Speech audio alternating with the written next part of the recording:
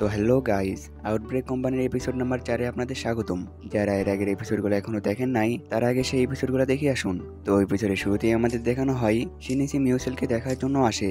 এসে দেখে সেখানে থাকা ডাক্তারগুলো বলতে থাকে, আমাদের ক্ষমা করে দেন, আমরা অনেক চেষ্টা করার পরেও তাকে বাঁচাতে পারিনি। এইটা শুনে শিনিচি অনেক অবাক হয়ে যায় আর মিউসেলের সাথে কাটানো দিনগুলো মনে করতে থাকে। তখন মিউসেল বলে মাস্টার, আর শিনিচি দেখে প্যাট্রেলকার হাতে একটি মরা মাছ রয়েছে। প্যাট্রেলকা সেটার জন্য মন খারাপ করে আছে। তারপরে সে সেখান থেকে বাইরে চলে আসে আর বলে, মিউসেল ঠিক আছে, এটা দেখে আমি অনেক খুশি। তখনই সেখানে মাতবা চলে আসে আর বলে, আমি দুঃখিত, তোমাকে এখানে আসার সাথে সাথে এইসব দেখতে হচ্ছে, আমি তোমাকে ঝামেলাতে ফেলে দিয়েছি। শিনিচি বলে, আরে না, আমি এখানে অনেক মজা করছি। মাতবা বলে, আশা করি আগামীতেও তুমি এইভাবে মজা করতে থাকবে। তারপরে নেক্সট সিনে আমাদের দেখানো হয় শিনিচি আর মিনোরি স্কুলে যেতে থাকে। শিনিচির ঘুম আসতে থাকে। এইটা দেখে মিনোরি বলে, তুমি কি কালকে রাতে ঘুমাওনি? শিনিচি বলে, হ্যাঁ। তারপরে তারা ক্লাসরুমের কাছে চলে আসে। আজকে তাদের ক্লাসের প্রথম দিন ছিল।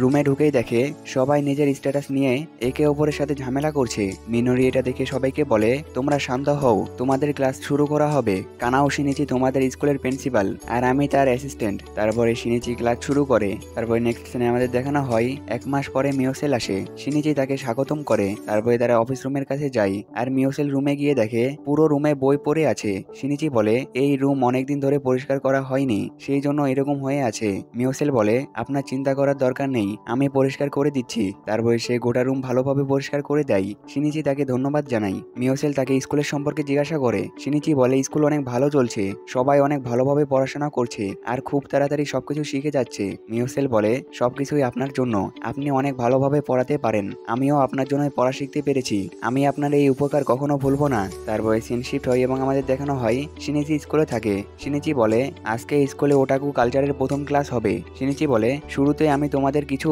সাধারণ জিনিস শেখাবো আর এই ক্লাসের সব বাচ্চারাই 10 বছরের থাকে। শিনিচি তাদেরকে বলে। এটা শুনে একজন তাকে জিজ্ঞাসা করে, এটার মানে কি? শিনিচি একটি বই বের করে আর সেখানে আঁকানো ছবিটি দেখিয়ে বলে, মেয়েটির স্কার্টের মোজার মাঝখানে যে জায়গাটুকু আছে সেটাকে জেডাই রিউকে বলে। সেই বাচ্চাটি বলে, আপনি কি মোজার কথা বলছেন? শিনিচি আরেকটি ছবি বের করে বলে, ভালো করে দেখো, আমি স্কার্ট আর মোজার মাঝখানে যে জায়গাটুকু আছে আমি সেটার কথা বলছি। Listen number 2, hate and I. Minori এসব শুনে অবাক হয়ে যায়। একটি বাচ্চা জিজ্ঞাসা করে, এটার মানে কি? শিনিচি একটি ছবি দেখাই। বাচ্চাটি বলে, সে তো নিচে কোনো কিছুই পরে নেই। শিনিচি বলে, না, তুমি ভুল বলছো, সে নিচে কোনো কিছু পরে নেই, এটা শুধু তোমার মনে হচ্ছে। বাচ্চাটি বলে, তাহলে সে কি নিচে পড়ে আছে?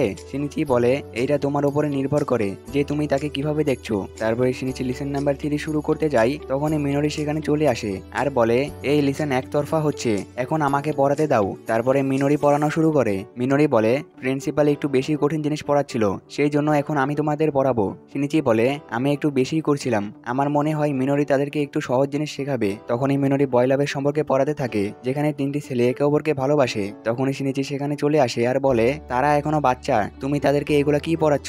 মিনোরি বলে, আচ্ছা ঠিক আছে। তারপরে শিনিচি চলে যাওয়ার পরে সে আবারও তাদেরকে সেটাই পড়াতে থাকে। তারপরে সিন শিফট হয় এবং আমাদের দেখানো হয় তারা বাসায় যেতে থাকে। শিনিচি বলে, এদের কালচার জাপানের থেকে একদম আলাদা। তখনই মিনোরির ফোন বেজে ওঠে। শিনিচি বলে, কি হয়েছে? মিনোরি বলে, আমরা যেখানে থাকি সেখানে কেউ নজর রাখছে। এটা বলে সে তার বন্দুক বের করে আর শিনিচিকে তার সাথে আসতে বলে। তারপরে আমাদের দেখানো হয় তারা সেখানে যেতে থাকে। শিনিচি বলে, আমাদের সাহায্যের জন্য অপেক্ষা করা উচিত। মিনোরি বলে, তুমি চিন্তা করো না, সেখানে শুধু একজন আছে। তারপরে তারা সেখানে চলে আসে। তারা দেখে সেখানে একটি মেয়ে বসে আছে। মেয়েটি বসে থেকে ড্রয়িং করছে। শিনিচি তাকে দেখে এক্সাইটেড হয়ে যায় আর জোরে করে চিল্লাতে থাকে। আর চিল্লানো শুনে মেয়েটি ভয় পেয়ে যায়। মিনোরি মেয়েটির দিকে বন্দুক ধরে আর বলে, আমি তোমাকে কিছু জিজ্ঞাসা করতে চাই। তারপরে তারা তাদের ওটাকু কালচারের অফিসে আসে। মিনোরি বলে, তো বলো, তুমি কে আর এখানে কি করছো? মেয়েটি বলে, আমার নাম এলিয়া হেরনাইম্যান, আমি একজন আর্টিস্ট। শিনিচি তার ড্রয়িং দেখে বলে, হ্যাঁ, সে ঠিক বলছে, এই ড্রয়িংটি প্রফেশনাল লাগছে। মিনোরি তার রিং খুলে ফেলে আর তাকেও রিং খুলতে বলে। তার রিং খোলার পরে মিনোরি বলে, যারা ড্রয়িং করে তারা সবাই আর্টিস্ট হয় না, এটাও তো হতে পারে সে অন্য রাজ্যের জাসুস। শিনিচি বলে, একটি জাসুস? মিনোরি বলে, বেহেলাম রাজ্য এলডেনের পাশের রাজ্য। বেহেলাম রাজ্য আর হোলি এলডেন এম্পায়ারের মধ্যে ভালো সম্পর্ক না, সেই জন্য তাদের জাসুস পাঠানো স্বাভাবিক। আর শিনিচি এলিয়ার কানার লেজ দেখে বলে, ওয়াও। মিনোরি এটা দেখে তার পেটে আঘাত করে আর বলে, এটাই একমাত্র জাসুস না, এই জায়গাতে মাঝে মাঝেই এরকম জাসুস দেখতে পাওয়া যায়। তারপরে এম্পায়ারের সৈনিক সেখানে চলে আসে এবং এলডিয়াকে ধরে নিয়ে যায়। শিনিচি মিনোরিকে বলে, এখন তার সাথে কি করা হবে? মিনোরি বলে, যখন কোনো জাসুস ধরা পড়ে তখন তাকে টর্চার করা হয়, তারপরে তাকে মৃত্যুর সাজা দিয়ে দেওয়া হয়। শিনিচি মনে মনে বলে, শুধু একটি ড্রয়িং করার জন্য মৃত্যুর সাজা? তারপরে দ্বিতীয় দিন তারা তারা প্যাট্রেলকার কাছে যায় এবং তার সামনে মাথা নামিয়ে রাখে। প্যাট্রেলকা বলে তোমাদের মাথা উঠাও এবং মিওসেলকে বলে তোমার শরীর এখন কেমন আছে। মিওসেল বলে আমি এখন একদম ঠিক আছি। সে শিনিচিকে বলে তোমার স্কুলের কাজ কেমন চলছে। শিনিচি বলে খুব ভালো, আমরা অনেক দূর আগাতে পেরেছি। জাহারি বলে এমপ্রেস স্কুলে যেতে চাই কিন্তু এত বড় দুর্ঘটনার কারণে তাকে যেতে দেওয়া হবে না। গ্যালিয়াস বলে আমরা অপরাধীদের খোঁজার চেষ্টা করছি কিন্তু আপনি আপনার খেয়াল রাখেন। প্যাট্রেলকা বলে হ্যাঁ আমি বুঝতে পেরেছি। শিনিচি বলে আচ্ছা কালকে যে মেয়েটি ধরা পড়েছে তার কি হবে। গ্যালিয়াস বলে তুমি কি সেই উলফের কথা বলছো? এখনো আমরা শিওর না যে সে বেহেলামের জাসুস, কিন্তু অবস্থা দেখে তো এটাই মনে হচ্ছে সে একটি জাসুস আর সে একটি অপরাধী। আমরা তার সাথে কি করব এইটা তোমার জানার দরকার নেই। শিনিচি বলে কিন্তু এই কেসে আছে সেই উলফটি অনেক ভালো ড্রয়িং করতে পারে আর আমাদের জাপানে যারা ড্রয়িং করতে পারে তাদেরকে অনেক সম্মানীয় বলা হয়। জাহারি বলে হ্যাঁ শিনিচি ঠিক বলেছে। শিনিচি বলে আমরা যেই কালচার নিয়ে আসতে চাই সেটার জন্য তার অনেক দরকার আছে। গ্যালিয়াস বলে তার মানে তুমি তাকে তোমার পার্সোনাল আর্টিস্ট বানাতে চাও? শিনিচি বলে হ্যাঁ। প্যাট্রেলকা বলে তুমি ওই উলফের এত তরফদারি করছো কেন? আর আমি খোঁজ করে দেখেছি ওই উলফটি একটি ইয়াং মেয়ে, তুমি কি তার বুবস দেখে তার সাইডে হচ্ছ?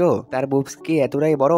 শিনিচি বলে আরে না, তারগুলা তো একটি বইয়ের মতন সমান, কোনো কিছুই নেই। তারপরে প্যাট্রেলকা সেই উলফকে সেখানে ডাকে। প্যাট্রেলকা তার বুবস দেখে বলে আমার মনে হয় আমি ভুল শুনেছি। শিনিচি তুমি এর বুবসের ব্যাপারে কি বলেছিলে ওইটা কি আবারও বলতে পারবে? শিনিচি বলে আমি তো কোনো কিছুই বলিনি। প্যাট্রেলকা জাহারিকে বলে জাহারি তোমার কি মনে আছে সে কি বলেছিল? শিনিচি বলে জাহারি এখন তুমি আমার শেষ ভরসা। কিন্তু জাহারি সব সত্য কথা বলে দেয়। প্যাট্রেলকা বলে এটা যদি বইয়ের মতন সমান হয় তাহলে আমার আর মিওসেলেরটা কেমন? শিনিচি বলে আরে তুমি কি বুবসের কথা বাদ দেবে? আমি একে শুধু আমার সাথে রাখতে চাই। গ্যালিয়াস বলে না, আমাদের আইন মেনে চলতে হবে আর একে মৃত্যুর সাজা দিতে হবে। শিনিচি বলে সে জাসুস না, আমি এটা প্রমাণ করব। এটা বলে সে মিনোরির রিং তাকে পরিয়ে দেয়। আর এলডিয়া বলে এখানে কি হচ্ছে, আমার সাথে কি করা হবে? শিনিচি বলে তুমি শান্ত হও। তারপরে তাকে চোখ মেরে বলে আমি যা বলতে বলছি তুমি শুধু তাই বলবে। এটা বলে সে বলে তুমি এখানে এসেছো কারণ তুমি একজন আর্টিস্ট তাই না? এটা বলে সে তাকে বলতে বলে। এলডিয়া বলে হ্যাঁ আমি ড্রয়িং করার জন্য এখানে এসেছি। শিনিচি বলে তুমি আমার বাসার সামনে গিয়েছিলে কারণ তোমার ড্রয়িং করতে ভালো লাগে। সে তাকে চোখ মেরে বলে হ্যাঁ বলো। এলডিয়া বলে হ্যাঁ আমার ড্রয়িং করতে ভালো লাগে, সেই জন্য আমি সেখানে ড্রয়িং করতে গেছিলাম। শিনিচি বলে এতটুকুই যথেষ্ট। তারপরে সে তার রিং খুলে ফেলে। শিনিচি বলে এখন তো প্রমাণ হয়ে গেল আর তোমরা মনে করছো আমি এর কান আর লেজ দেখে আমি এর সাইড নিচ্ছি। এটা বলে সে লেজ আর কান নিয়ে কথা বলতে লাগে আর তার কান ধরে বলে আমি এইগুলা ধরতে চাই। প্যাট্রেলকা বলে তুমি তাকে নিজের পার্সোনাল আর্টিস্ট না, তাকে তুমি তোমার বউ বানাতে চাও তাই না? শিনিচি বলে আরে এমন কোনো কিছুই না। মিনোরি বলে হ্যাঁ সে ঠিক বলেছে, সে তো গ্যালিয়াসকে ভালোবাসে। শিনিচি বলে আরে তুমি এটা কি বলছো? মিনোরি গ্যালিয়াসকে কোনো কিছু বলতে বলে কিন্তু গ্যালিয়াস লজ্জাতে কোনো কিছু বলতে পারে না। শিনিচি বলে মাঙ্গা আর অ্যানিমেতে সবসময় এমনটাই হয়, এলডিয়াকে আমার সাথে রাখতে দাও।